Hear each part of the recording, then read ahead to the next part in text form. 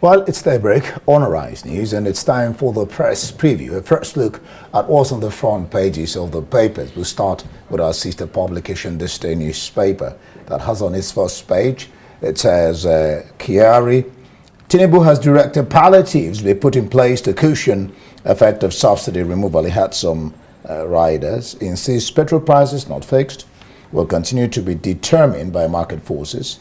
NLC mobilizes for action against fuel price adjustment to hold an emergency NEC meeting today. Lawmakers urge federal government to suspend DSDP contracts, and civil society group protest. Block major roads in Edo. Removal of petrol subsidy must not fuel poverty. Amnesty International advises.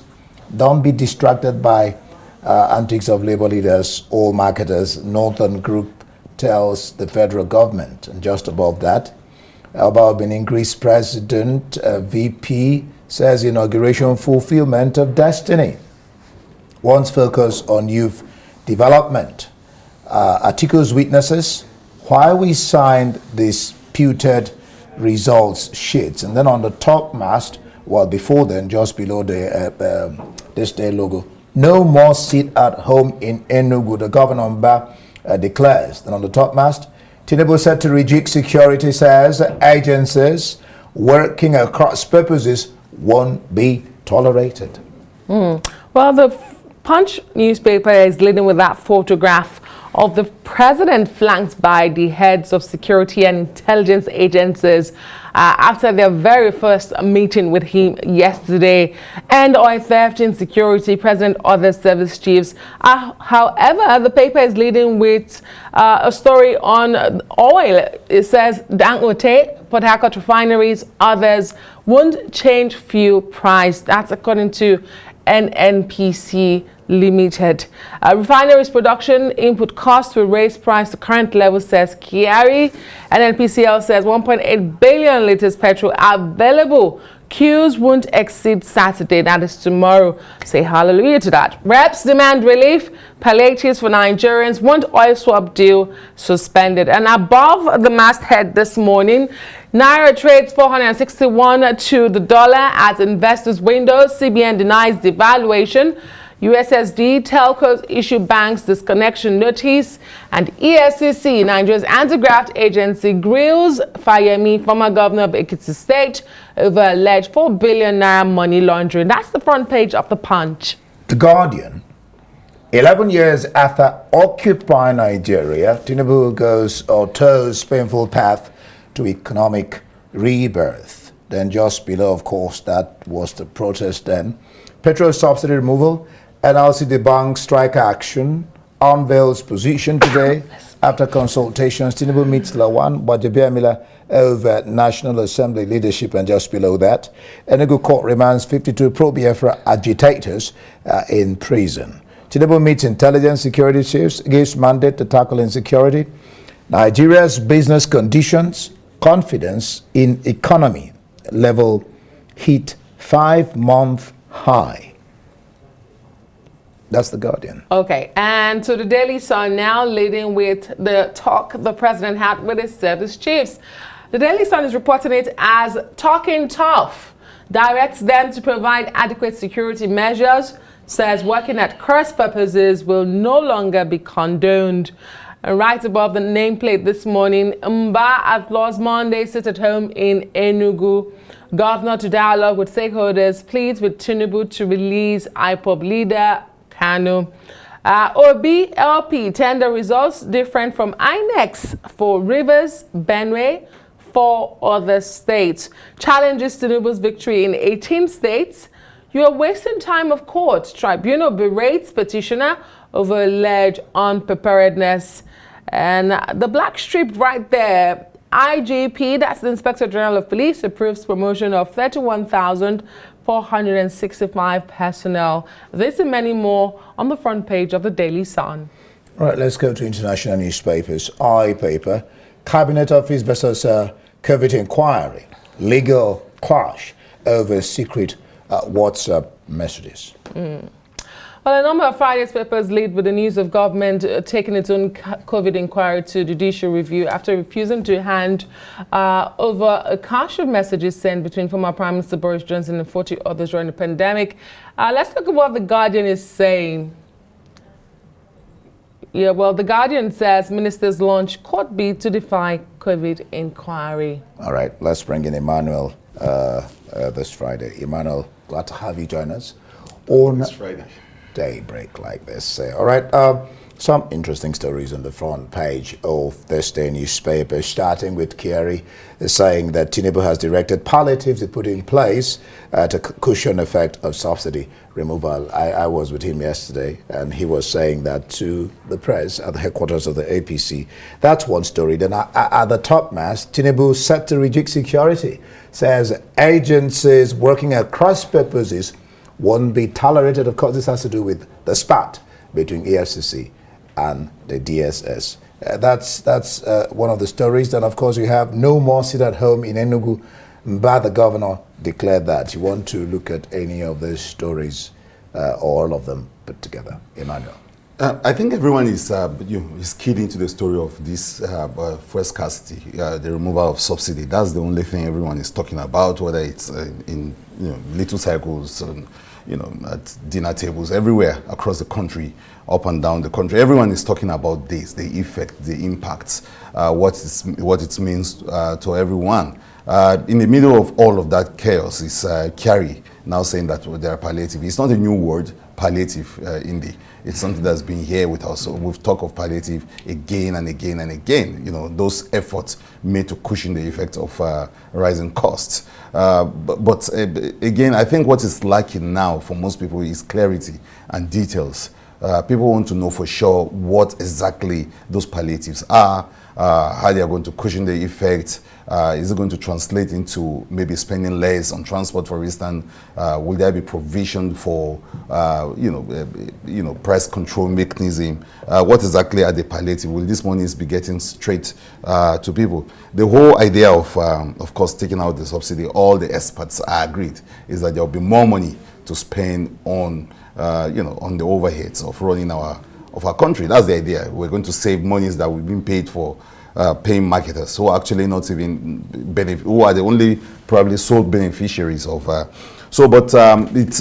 It's something. I think there will be more conversation around this. The government needs to tell us more. I think everyone is caught between a place where, yes, you really want the subsidy payments to go, but you're also concerned about the tremendous, impacts, especially the hardship this has caused, whether it's in transportation or in the prices of goods and services that is bound to skyrocket. I think these are the things that worry everyone. So in the midst of that, government is saying that, look, we've got palliative, we have measures to deal with that. Our experience with palliative in the past is that they are sometimes just a little bit not too far-reaching, not touching the sectors they were meant for. And that's exactly what they are. They're just palliative. They don't really deal with the crisis of balance between, on one hand, the crisis of lack, and then the crisis of the need to do what the government wants to do. So in between that is palliative, not far-reaching enough, not touching lives enough, and then, of course, doesn't really take away from the burden or the impact of government policy.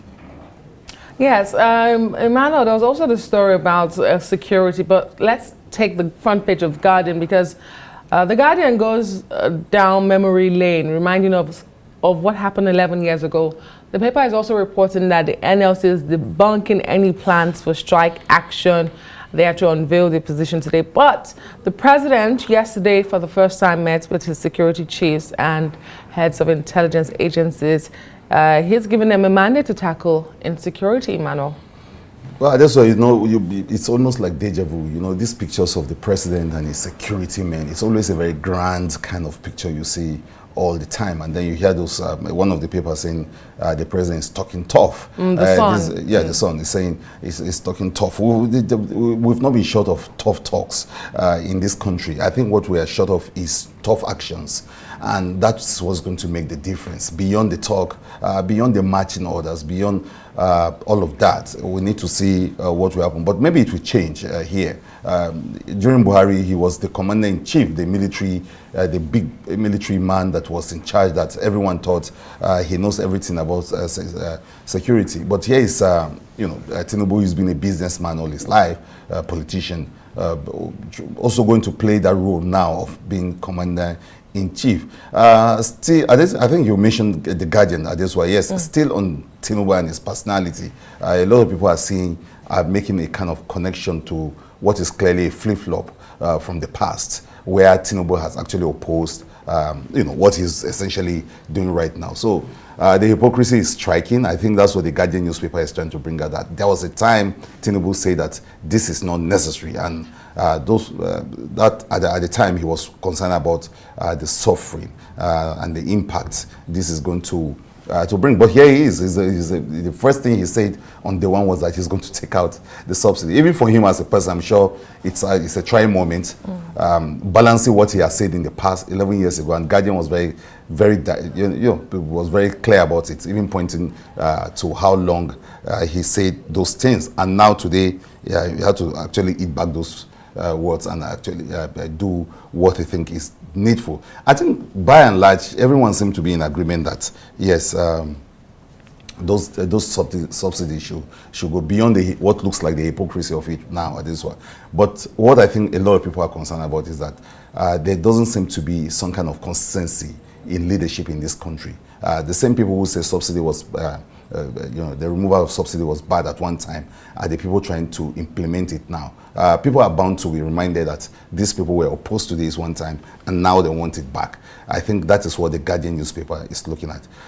So those are the issues. Right now, we're looking at this president who had said things in the past that are not in agreement with what he's doing now. And some people think that is going to be part of the problem. How to actually sell this as someone who was opposed to it at one time. What changed for him? Are there better things in place now? There are people who are saying that, well, yes, it's a good policy, but just like the Naira redesign, it's coming at a very, some people will say it's the timing. Others will say that the sort of things that you need to be in place are not there yet. So why are you talking about removal of subsidy? But it's difficult to know what else to do, especially around the issue of with the leaders. They just believe that, look, you just have to take this out. And I think a lot of experts are in agreement, even ordinary people are in agreement that, look, take out these subsidies. But I think the question remains, what do we do next? What's going to happen to everyone, especially now that we are face to face with the crisis and the reality of the hardship this is bound to bring? Well, some will tell you 11 years to today is a long time, and then we'll also say that to be reminded of one change is the only thing that is permanent. Things change. Okay. Well, the outstanding thing is that, like you said, it has to be done. What I've always thought about is, where are the refineries?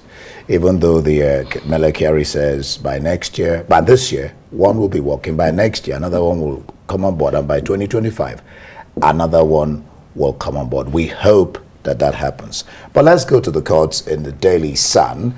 OB LP tender results different from INEX for Rivers, Benue, and 4 others. They're challenging Tinubu's victory in 18 states. You're wasting time. Of court, tribunal berates petitioner over alleged unpreparedness.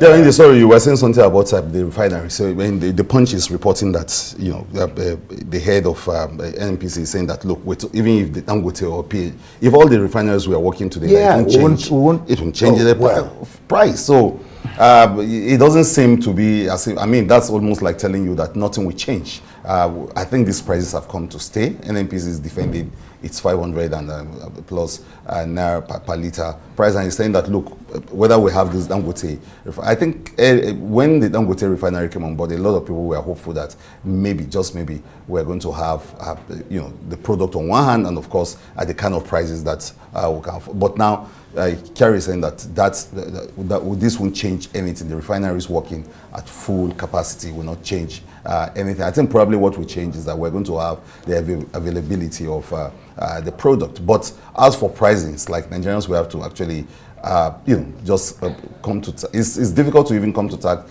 to because it's some almost kind of 3 times to eat. But it's come to stay. That's what the leaders of the sectors are saying. That nothing is going to change. Probably you better just start thinking of adjustments, and of course start thinking of the kind of palliatives that will be put in place. All right, now, Beth. This one. Indeed. Thank you so much, Emmanuel. Good to have you back. Well, that's the press review. Let's hear your views on all the burning issues. Follow us on Twitter @RiseTV.